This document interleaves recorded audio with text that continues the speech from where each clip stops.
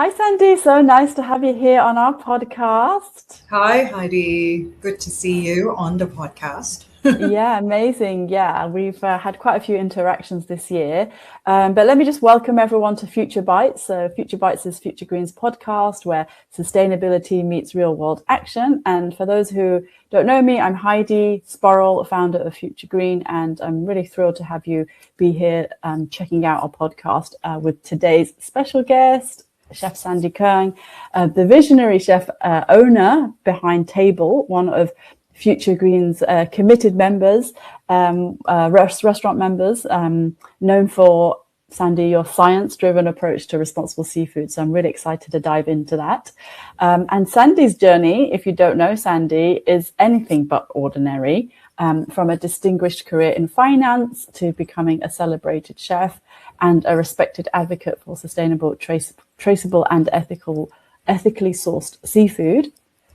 At Table, Sandy has pioneered in-house depuration, ensuring the highest standards of food safety and quality, while championing a philosophy rooted in transparency, biodiversity, and environmental respect. And also recently, you've talked a little bit about traditional Chinese medicine as well, so we can also talk a little bit about that. So yeah, let's bring Sandy on. Before we dive further, Sandy, just tell us a little bit about yourself in your own words, and perhaps a bit about your journey, because I love your story going from finance into food, into the restaurant world, which is a very hard, tough space to be in, but you've done that. Cast your mind back to, when you made that leap. Well, it was a very long process. It wasn't like I woke up and I decided to actually, I'm going to be a chef today. So it started with actually my interest in food, obviously, and having a little bit more disposable income, moving back from New York to Hong Kong, being not paying, as much as high tax. So I started exploring food, going out to restaurants, and then it became a bit also more on health, relating to food, etc. And then I got into cooking because, you can prepare healthier food for yourself. And then from then on, I started, at one point, I actually moved to Vietnam. This was actually the start of the first thought of maybe one day I would be doing this. So in Vietnam, I didn't know anyone. I was there doing investment. I was in private equity. And it means probably real estate investment actually at the time. And I had to meet a lot of new people, local people. So I started throwing dinner parties at home every week. And everyone was praising my food, how great it was. And, I thought, I'm pretty good at this. I thought. I said, maybe one day I would want to actually do this for a living. So there was one question that I needed to actually answer before even whether, I have the skill set to do it, is whether I would still enjoy it if I turn a hobby into a job. It's very, very different. So I started doing part-time in a French restaurant when I was there. And one thing led to another. I moved back to Hong Kong. I started doing catering. And then eventually an opportunity came up. There was a restaurant that wasn't doing so well. I knew the owner. She was also in finance, but she didn't know how to cook. She only drank. So she didn't do so well. And I thought that was an opportunity for me to try it out for 1 year. I didn't want to tell many people because I thought, what if I fail? So let's try it and do it, to really answer that question, whether I would still enjoy it as a job, and really I found out it wasn't so different, being in finance. Everyone were using bad languages, so are the people in the kitchen. And it's very high pressure, stressed out when you need to perform. So I thought it was okay. And then now it's 12 years on. I'm still doing it. I'm still enjoying it very, very much. So that's sort of my short version of how I got into it. I love those life lessons here. I'm already hearing, if I take something that I enjoy as a hobby into work, will I enjoy it? That's a really good question before people take the leap, and so timely because it's the new year coming and people are asking themselves, how is 2026 going to be different? So I love that. We've already learned a really nice sort of philosophy and approach. And then you said 12 months. So try it for 12 months, and 12 months later, 12 years later, you're still here. How lovely is that? Because it's such a tough industry to survive, especially in Hong Kong where you are right now. That's fantastic. And so you started it through cooking for friends, and now you're 12 years in. But then why did you decide to go the direction of seafood? Because you could have gone vegetarian, or you could have gone meat, or you could have gone seasonal, although seasonal is probably part of your approach. What made you go the seafood way? I think I went the seafood way because prior to setting up the new restaurant, or it was prior to me being full-time as a chef, I the last investment I made was in a indoor fish farm. And it was a very special technology from Australia. The original founder of the technology was actually a fisherman. So it was very practical. At the time, I found out, I learned that with all the indoor fish farm, there is a big problem of, there's a huge amount of biomass, the fish being raised, and it produces a lot of waste products. And if you don't actually get the waste products properly, it could actually kill all the fish stock. And then, so for majority, or actually all of the fish farm that I learned, at least 30% or 40% of the water needs to be changed from time to time. So it's actually not as, in terms of that, releasing the pollution, the waste products into the water system and stuff like that. But this particular system I invested in was very interesting. It would 100% recycle the water. So it takes care of all the ammonia, all the waste products that is being produced, and recycle it back into the tank to use that. So I came across that, and I started, but it was actually a fish system that they were selling the system to large scale fish farm, like Skiji Market or whatever. But it was a very long sales cycle. So end up actually having to raise a lot of money, or us being shareholders have to put in a lot further money into sustaining it. So I asked locally trained our marine biologist, what else can we do with the system? And he actually taught me about depuration. So basically cleaning out seafood. And then once I've actually learned that, when I started the restaurant, because I'm so used to eating very clean seafood from the depuration system. So when I started the restaurant, I was going to serve seafood. I couldn't actually not use that system. And in Hong Kong, or I guess anywhere, with a restaurant, you need to have a theme. You can't be all to all. So us being quite unique, having this depuration system, we thought, okay, we'll then use the seafood as sort of like our champion, or like our theme for the restaurant. And Hong Kong people do love seafood. We consume so much. They do. Yeah. So that's sort of why we started with a seafood theme. That's amazing. And so you talked about depuration as part of your whole story, and it really sounds like it aligns quite well with sustainability and food safety. Was that important to you to be able to tell that story? And for how do your diners really get into the technical side and also the sustainability side, or do you think it's kind of in the background, but it's a nice to have? How important are these issues to your diners? I think it varies. We see some diners that it's very, very important to them, from a sustainability perspective. We also see diners where they didn't know what it's about, depuration, and then they have all sorts of allergies problems. Because these days a lot of people have seafood allergies, right? Crustaceans, and we found out over the years that there was one lady. In particular, I remember she came back to the restaurant 2 weeks ago, and she was at my Shenzhen location when she first came many years ago. And she loves eating crab, and she learned about my signature dish, which is a crab rice. But she didn't tell me that she was highly allergic to crab, but she said she brought the pills, and she read about the article that we do depuration. So she said, oh, maybe it'll clean it out. Maybe I'll be okay. So she brought her pills with her, and then she had ordered the crab rice. She consumed it. And then after she finished the whole thing, then she asked me to, to speak with me. I came out from the kitchen and she told me about her severe allergy. And I was shocked. I was really scared. I said, you should have told me. I would have never served you that. But she asked me, she said, how come I didn't break out? I didn't have an issue with the crab that you served. Yeah. And she said there were ever only 2 places at my restaurant now and in Japan that she didn't have problems with crab. And I said, I have no idea. So I asked my marine biologist, and he said the only reason possibly is because she's actually not allergic to the crab itself or crustacean. It's actually to the pollutants. So once you go through the preparation and the shellfish is cleaned out, then you don't have that problem anymore. So for those cases, it's very important to her because of allergies, right? Cleaning out pollutions, cleaning out accumulated metabolic waste from the shellfish.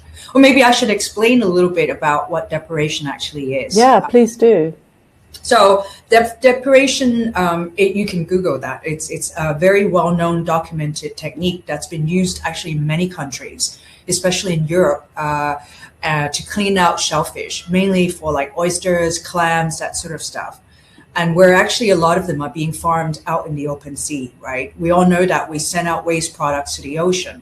And there's actually a lot of very high bacteria count in any given sort of volume of ocean water. And when you have like large population of oysters, clams, they grow, they're filtering animals. They take in, they eat, and they go, get rid of metabolic waste through filtering in and filtering out water. So depuration basically means providing a very clean body of water for these bivalves or crustacean to stay in for anywhere from like a few hours up to 3 days.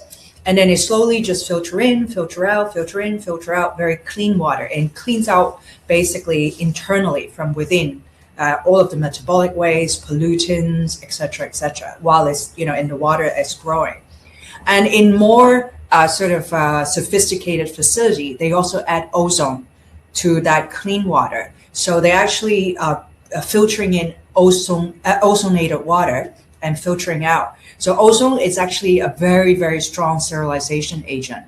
Again, if you Google that, it's well documented. It's proven to actually even kill SARS virus. Wow. So actually kill both bacteria and virus. And so that's actually what we treat. We put ozone into our tank water. That's the only thing we add. And it's not a chemical thing. It's not like you're adding in sort of bleach or whatever.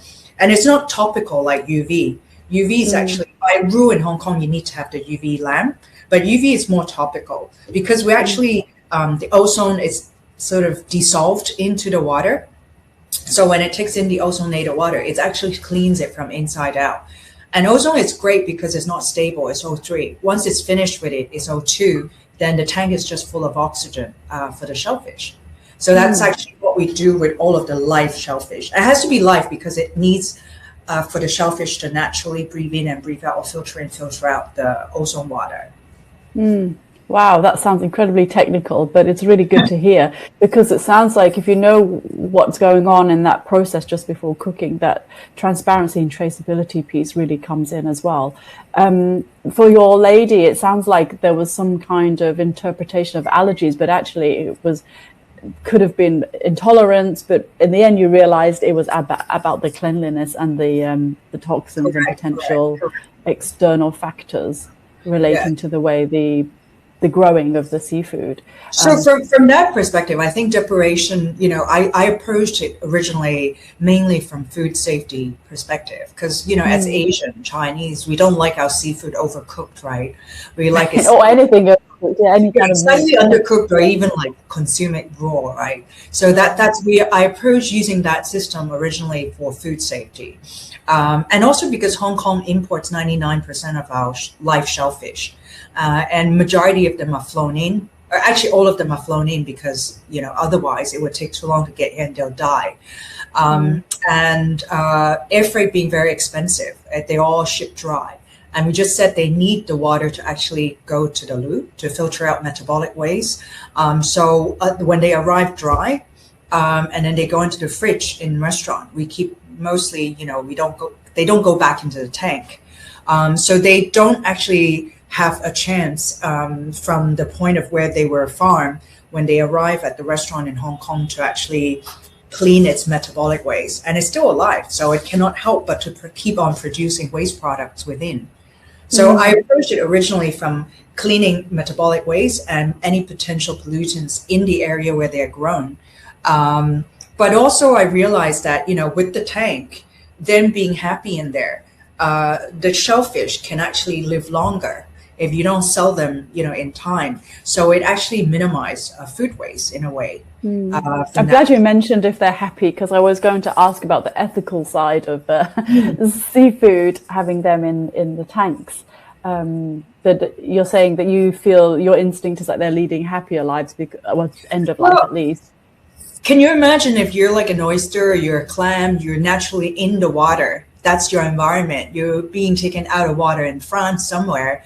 And it takes 3 days from France to actually get door to door from the oyster farm to Hong Kong restaurant. So 3 days you're living in dried air. You're dehydrated. You are not happy. You basically can't go to the bathroom because you don't have water to filter out your metabolic waste. And you just go into the fridge, sort of like halfway. And actually, the other thing that I learned from the marine biologist is once it gets in that situation, the cell itself in the oyster or clam, they starts to trigger a process of programmed death. It thinks it's actually dying. It is, but it triggers that process to start going into death. So, it doesn't sound good, or it's not good for us to consume it. And certainly if you're going into programmed death, you're not being happy. So because that's what happens with meat as well. When, for example, poultry, they know that something's changing. It affects the quality of the flesh, and with fish too. Yeah, correct. So, they are infinitely happier being in the tank. A lot of the clams, once you put them in, because in air and in dryness, the clams, the oysters, the only way to protect themselves is by closing, because they have the outer shell, right? And this is normally how your mom teaches you, like, to see if the oyster or the clam is alive or not by shutting closed. But actually, once they're in the right environment, in the water, in the tank, they'll actually open up, because that's their natural environment. They want the water to filter in and filter out. So once they go in, you see, maybe within an hour, they start to open up. And then they start to breathe in the water, breathe out, and becomes more rehydrated. We also see some crabs, like we just finished off the hairy crab season, right? So hairy crab, normally in Hong Kong where you buy them, you see them being put in a refrigerator, and they're bound with the straws, right? They can't move, and they're actually half hibernating in the cold refrigerator, 3-4 degrees. When you put them back into the water, our tank is about maybe 12-13 degrees. We actually cut the straw. They become alive again. They're happy. They wake up. They start to exchange water.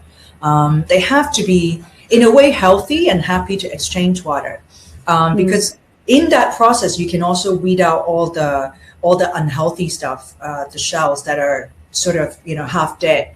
It all actually happened within the depuration process, and then we can weed them out before and not serve them to the client, so to guests. Actually. Incredible. I'm sure it affects taste. It must affect the taste. Hey, sorry for the interruption, but just in case you don't know who we are, I want to welcome you to the Future Green Future Bites podcast. I'm Heidi, and this is where sustainability meets real-world action in food. I'm the founder of Future Green, and I'm thrilled you're here. Before we dive into today's guest interview, I wanted to share more about what we do. We're not just consultants, we're change makers, and we partner with communities, local suppliers, and underrepresented groups to co-create tangible solutions in food service sustainability. Whether it's designing strategy sprints, so that's our flagship workshops, or auditing supply chains, training teams with actionable tools, our mission is rooted in inclusion, impact, and transformation. And so in this series of Future Bites, we bring those stories to life. We are sitting down with inspiring leaders from our community, like our past meetup speakers or local chefs, sustainability trainers, and social innovators, to unpack their journeys, their challenges, and ideas for a greener food future. So whether you're looking to source seasonally, reduce food waste, or just bring more equity into the supply chain through reimagining menus for climate.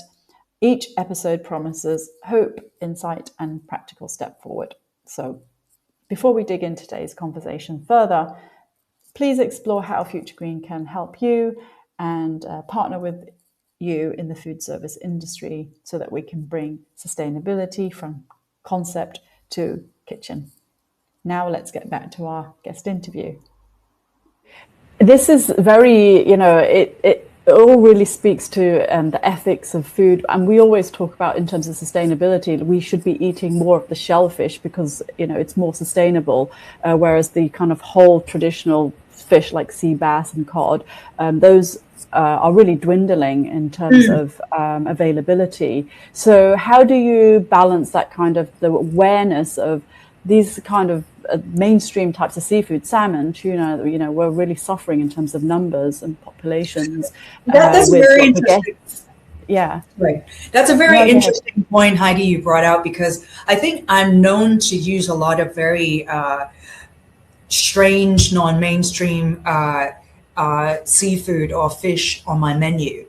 I love going into the Aberdeen fish market. I love going there in the morning. You don't find a mainstream, you don't find salmon, cod, those commercially sort of mass produced fish on my menu. I like to promote local seafood. So for fish, we basically use all local stuff. And I find it also more fresh. We being Chinese, we like our fish really, really fresh. And I pick out all of them actually from the fish market. And I like to use what is considered sort of commercially less valuable. But they find, it's more interesting. And I think over 12 years time, I've accumulated clients or guests that really enjoy eating those. Of course, we add the extra effort of, then deboning all of those, smaller fish. They're smaller because they're smaller in size, not because they're babies, but they're smaller. But those are like the fisherman's favorite fish, actually. And we do the same actually for meat. I love using offcuts. We do a lot of innards. We do a lot of offcuts, not just the steak cut. Again, I think I approach it from my palate, but also I think it's natural that, if everyone has the same thing on the menu, then what's the uniqueness of your restaurant, right? So that also makes commercial sense for me. Clients these days, diners are looking for different things. And, it does take more work to actually handle those offcuts, handle, the commercially not as valuable fish and seafood, but that makes your menu much more interesting. Yeah, and you can innovate, you can experiment and try new things, and that must be. I actually personally, I prefer those fish. It's for me they're tastier than the very large commercially mass-produced fish. And I remember when we collaborated earlier this year for a big sports event back in March, you had this wonderful idea to use a local seafood in Llama Island, right? Yes. And they had some abalone. Was that right? Tell us how this idea came about to partner. Yeah, so I actually work with the fishermen in Llama Island for stuff that, they are trying very diligently to try to introduce different fishery projects and upgrade their fish farm techniques. So I'm working with them on, I think next year they'll have 2 new fish for me to try that is grown locally in Llama. But when we collaborated, that was the first time that they were growing. It was actually the first batch of stock that they had of commercial size of abalone. Hong Kong had some local abalones, but the species we had in Hong Kong could not be grown larger. And so for the fishermen, it was not commercially viable. So in that project, the fishermen in Llama, they were working with a university in Fujian, and they've introduced a particular species where they can grow in warmer climate, because the abalone actually normally needs a colder temperature water to grow and also grow in size. So they've been developing this particular species of abalone in Fujian in the university. So they've successfully grown them now in Lama. So I'm using that. And in fact, actually, it's very interesting. I have one private event coming up in January. And this is not a company, not a bank, not a large corporate that requires to be, doing sustainable projects. This is private individuals. They come to me, it's their 60th birthday party, and they want to have the whole thing with sustainable theme. I love that. Yeah. That's very cool. Yeah, so they said no red meat, and they want more seafood, and they know that because I promote a lot of the local fish and local seafood, shellfish. So they actually came to me particularly for that. So quite excited. So I think they're more great to hear about that. But I think in general, just even, the allergy issues that we talk about, I think people are, looking at that for different reasons. Yeah, but it's wonderful that you're being approached from the sustainability angle, because we used to, it's probably still the case that people want really tasty food, of course, but they've come to you to say everything must be sustainable, no red meat. And that means they're already conscious and aware of what sustainable is, and in terms of food and how, it's defined in the industry. So I think that's fantastic that you're making a name for yourself, positioned in that sort of from the angle. But let's say, coming back to you, what does sustainability mean to you personally, in the kitchen and in life? Like, if someone to ask you, Sandy, what does sustainability mean to you? How would you describe it? I know the whole sustainability concept encompass many different very complicated issues, actually.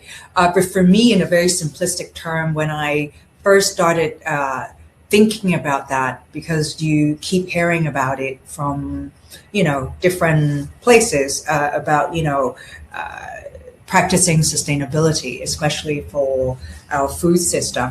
I went back and I really thought hard about it, because I think I explained to you back then when I first joined Futures Green, that I have clients that tells me that something is going to extinct. I better eat more of that now, because I may not later. I tell other people that story tiny. Anonymously, of course, but I say, I had a chef who had this story about having to eat more of something because it was about to go extinct. Yeah, so you do have a lot of people that really are not concerned about it, or they think, I'm just one person. So if I cut that stuff out, it's not going to help because everyone else is eating that, right? So I'm not going to basically deny myself of that, whatever. So I said, it cannot be just, if I need to promote it, I need to talk about it. I don't, I can't just be relying on, your conscience of, we're saving the planet, because there are many people that don't feel that they need to do that, or that, whatever, one person's effort make any difference. So then it, I was thinking more about it. And then eventually it dawned on me that, one of the biggest thing about sustainability in terms of food is eating locally and seasonably. And I said, well, you know what, that's a very Chinese concept, growing up. We were taught, and especially in traditional Chinese medicine concept, to be healthy, to stay in optimal, sort of health condition, you need to be in, one with your environment. And how do you be one with your environment is to eat seasonably. Eat what's, basically in season around you, not in Africa, not in, a different part of the world. It's relative to yourself in terms of geography, because you're in this is your environment. So I said, that makes a lot of sense. And in TCM terms, and I started exploring more. I said, we talk about sustainability in terms of TCM being, just for people who don't know, traditional Chinese medicine approach. Correct. Yeah, right. So if I start talking about TCM, I think it would relate better to my Chinese diners, guests, that they can understand better why it benefits them. Because I think people need to understand the benefit to them more close to themselves, more personally, in order for them to feel like, this is something I should do. So I started then arranging my menu based on TCM, where TCM basically, in terms of eating, seasonally, is we can divide up the seasons, into the 4 seasons, and each season corresponds to one part of your body, internal organs. And TCM believes that, let's say in spring, you should nourish a particular part of your body. In summer, it's your heart because it corresponds to the fire element. It's hot, and and you should eat stuff that is a particular color and it's cooling to counteract the fire element. And when you roll into autumn, you should eat white color because you're supposed to nourish your lung. And a lot of people will actually say, yeah, you're right. In autumn is when my, when I have started having coughing and dryness of your throat and that sort of stuff. So I basically designed my menu sort of around those TCM principles, which fit nicely into seasonality. And because I think I've decided that, I offer a la carte menu. So in terms of vegetable, I don't need to use a particular kind of vegetable. I can change all the time. And so I do work with another member of your group, with vegetable marketing organization to get their locally farmed vegetable, and I try to incorporate as much of that as possible into the food. For example, like my daily soup, we talked about that because people actually come to a restaurant. They don't come to the restaurant to eat a lot of vegetable necessarily. They think because they want the high value stuff. Yeah, they want the fish, they want the uni, they want the meat and all of that. So I kept thinking, how do I sneak in more vegetable for them to eat, right? So one of the ways I came up with was with my lunch sets. I would always make the soup a vegetarian soup. So at least when they start off, they would have had a bowl of vegetable. So in the summertime, I would make like winter melon minestrone. Which I've tried and it's wonderful, yeah. Or I would put bitter melon, bitter gourd into the soup, or make a souffle omelet with the bitter gourd, in summertime. So these are the ways that I think, I, as chef, designing the menu. And it also helps me the menu to be more unique, I think. But that's the different ways that I try to incorporate local and seasonal products. And that also is helping the local farmers, going back to the llama seafood and then the local vegetables that you're getting. So it isn't just about seafood flown in from France. There's really a mix of food available and taking inspiration from seasonality. It's really nice that you've got all of those options. So that's really fun. I'm glad that you're collaborating with other Future Green members. That's really important because we're here to help you network and find sustainable partners. What's next for Table coming up in 2026, Sandy? Maybe you can share some projects that are coming up, or are you waiting to see how things flow? I think with 2026, as I mentioned before, continue to work with the Llama Island Fishermen Group. They have some new fish that they would actually like for me to try out to cook differently and see what recipes we can come up with, and we'll incorporate it into our menu. And I don't know what other species or things or shellfish they'll come up with. I'll certainly be looking at that. And I think in 2026, I would also like to plan out, I've been expanding my team here since I've moved to my new location. And I think, I'm not at the optimal size yet, but I think I'm getting to a point where I can have a little bit more time to do other projects, such as I need to actually then get training from you. You need to take your Food Foundation CPD course. Absolutely. And have more time to participate and probably explore more collaborations with, other members of the group. And, there's no grand plan. For me, it's always been a pleasurable thing to actually be a chef and run my restaurant. And it's my full-time hobby, I jokingly say. So I think I will be looking out for new things and be aware of maybe new projects or produce that I can use. And that's it. The industry, it's changed quite a bit the last few years. So it's very difficult to do planning these days. You don't really know what may or may not happen. But so I think for us, we just keep our heads down. We carry on doing what we've been doing. And while that, enjoying, and part of my mission here is to make my team happy, because if they are happy, then my guests would be happy. So I hope I could make them happier in 2026. Talking of happy guests, our friends Anne and Nicolas visited you recently. Oh. I don't know if you're aware that they came through our connection, but they had such a lovely time. And they were so happy that you came out. I think for guests that really matters, to be able to speak to the person who made such a wonderful creation when you're really happy with your food, right? So yeah, and so you're talking about growing a little bit and training your teams.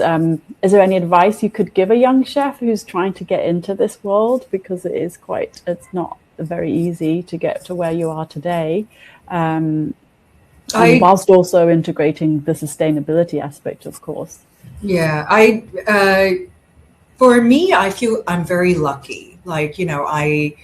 I had no clue. I had no background as a chef when I first started, and I don't know how I made it. So it's not a straight line. I don't think. I think a passion is one thing, but being consistent with what you do, and I think. I've learned so much through my 12-year, sort of journey as a full-time chef and restaurant owner. I think swallowing your pride. The journey did start out as, wanting people to tell me that my food is great. Honestly, there was a lot of vanity, I would say, when I first started. I love that. It starts off that way, doesn't it? But it's true, because it's also like a lot of people see being chefs now as sort of like a showman kind of a thing, right? Like a celebrity, bit of an entertainer, thing. Yeah. But for me, over the years, especially during COVID, and I've learned that I realized my skill set allows me to provide a platform, or my skill set is an instrument for people to really share friendship, share happiness. I think like that, while I'm still doing the same thing, but the way I looked at it is slightly different. So I'm quite happy. Sometimes I come out from the kitchen. I do try to approach all the tables, as you said. It's important to get your feedback, but sometimes I just stand there and kind of stare at people eating, and if they're not talking, they're just focusing eating, or they're smiling, they're enjoying themselves. For me, that actually makes me very happy. So I think for the younger people, I don't know, for me, when I started, I knew I had a fallback. If I didn't make it in 12 months, I gave myself 12 months, I could always go back to do what I was doing. So to have like a fallback, but if you're young, go try it. But it probably is not what you think or what you were imagining it would be. There will be a lot of sort of undesirable things, chores that you have to deal with. But the other thing that I always say also is just enjoying cooking doesn't mean you need to be a professional chef. I love that. Your friends, you can cook for your family, but being a professional chef is a completely different, sort of different thing. So yeah, I guess I feel like there's a lot of life lessons here, Sandy, that you've given us today, where we meant to talk about sustainability, but I'm feeling like in a very timely fashion that we have talked more about life. If you something can start as a hobby and then it becomes work, and will I still love it if I turn a hobby into life, work, a full-time role. And then you said also try it for 12 months. So that's also a really good lesson. And I love that this started, you said, as a vanity project. I want people to say they like my food, and it was about you and how you felt. But then that's very quickly transitioned to, actually, if I just see people enjoy the food, that really makes me happy. So there are some really lovely takeaways here, I think, in terms of an approach to work and life. Yeah, lovely. Well, it is life, right? If it's just about work, then it's just it wouldn't be a very enjoyable lifestyle. Yeah, you have to wake up loving what you're going to do in the day. That's going to get you out of bed, isn't it? I tell that to my kids all the time. I see Well, your this was passion really in what lovely. you do, so Sorry? I see your passion in what you do. So Thank you. Yeah, I think if I didn't love what I did, I couldn't sustain it for 6, 7 years now. It's been that we've been running our work, our consultancy and membership program. Well, thank you. Sorry, what did you say, Sandy? I said, which you're doing wonderfully in Oh, you're education so as kind. well. Oh, you're so kind. Yeah, I think it's been a long road, but very enjoyable. And it's, it's something nice to take into 2026 to remember to try and enjoy what we do in our day to day, because it really will be, it's the purpose side, I suppose, like having the focus on the purpose. And if the purpose is there and it's connected to your everyday, then that's kind of what helps you sustain it, as you said as well. You have to sustain your passion, don't you? Well, this was wonderful chatting with you, Sandy. I really enjoyed Thank it. you, Heidi. Really shared a lot, and we're going to have a nice time summarizing it. So it's Friday today, and you're going to be having a busy evening. How is it looking for you for the rest of the evening? Oh, it's been a crazy November and December so far, and this week particular, very, very busy. So because a lot of people are also planning their holidays, and they're just doing the last minute, meeting up friends before they fly out somewhere. That this is a very busy time. I'm glad to hear. I'm glad to hear you keep. But also, but Saturday, so tomorrow, it's our Chinese Dongji, and a lot of families would be enjoying dinners together. What's Dongji? Just tell us. Arrival of winter. Or actually arrived already, but like this is mid-winter. Right. And so actually Chinese believe this is a bigger event than New Year itself. I had no idea. Yeah. So I'm a terrible British-born Chinese. I don't know enough about this. But go enjoy some sweet dumplings with the family. But anyway, I'll be sitting down to have a family lunch with my parents, so that'll be lovely. Oh, nice! Yeah, you must also enjoy the season. So that's one thing good about having your own restaurant. So you can get reservation. Yeah, anytime.